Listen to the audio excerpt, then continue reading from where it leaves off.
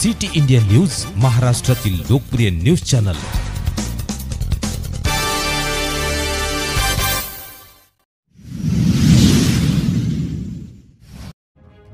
रामटेक विधानसभा निवडणुकीत महायुतीचे उमेदवार आशिष जयस्वालच्या विरोधात राष्ट्रीय बजरंग दलाच्या विदर्भ प्रांत प्रवक्ता मुन्ना ओझा यांची मोर्चा काढत आशिष जयस्वाल गोत तस्करीला स्पष्टपणे चालना देत असल्याचा आरोप पत्रकार परिषदेत केला आहे।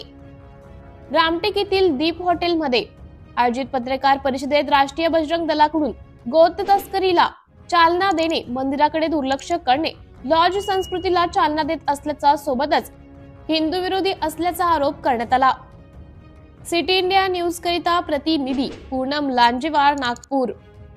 माननीय आशीष जी जयसवाल पिछले 20 साल से लगातार इस क्षेत्र का नेतृत्व कर रहे हैं। इनके कार्यकाल में गाय की तस्करी को बड़े पैमाने पर बढ़ावा दिया गया।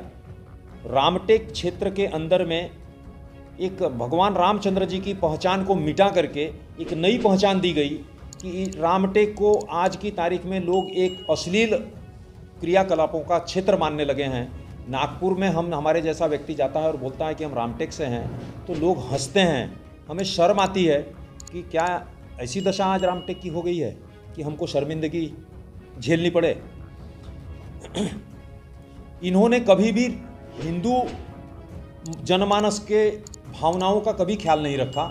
इन्होंने हमेशा से हिंदू जनमानस की भावनाओं को ठेस ही पहुंचाई है।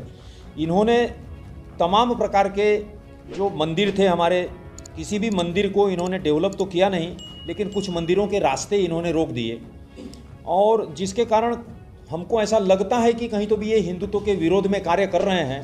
बाकी अन्य मतदाताओं का भी विचार है, अपना खुद का विचार है, वे खुद सोच सकते हैं, समझ सकते हैं और अपना निर्णय लेकर किसको वोटिंग करना वो वोट दे सकते हैं। माननीय आशीष जी जयसवाल पिछले 20 साल से लगातार इस क्षेत्र का नेतृत्व कर रहे हैं। इनके कार्यकाल में गाय की तस्करी को बड़े पैमाने पर बढ़ावा दिया गया।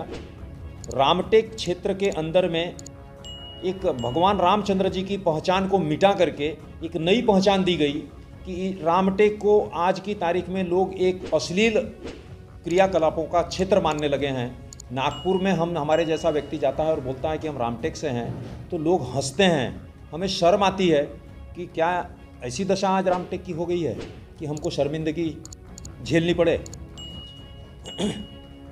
इन्होंने कभी भी हिंदू जनमानस के भावनाओं का कभी ख्याल नहीं रखा। इन्होंने हमेशा से हिंदू जनमानस की भावनाओं को ठेस ही पहुंचाई है। इन्होंने तमाम प्रकार के जो मंदिर थे हमारे, किसी भी मंदिर को इन्होंने डेवलप तो किया नहीं, लेकिन कुछ मंदिरों के रास्ते इन्होंने रोक दिए और जिसके कारण हमको ऐसा लगता है कि कहीं तो भी ये हिंदुत्व के विरोध में कार्य कर रहे हैं। बाकी अन्य मतदाताओं का भी विचार है, अपना खुद का विचार है, वे खुद सोच सकते हैं, समझ सकते हैं और अपना निर्णय लेकर किसको वोटिंग करना वो वोट दे सकते हैं।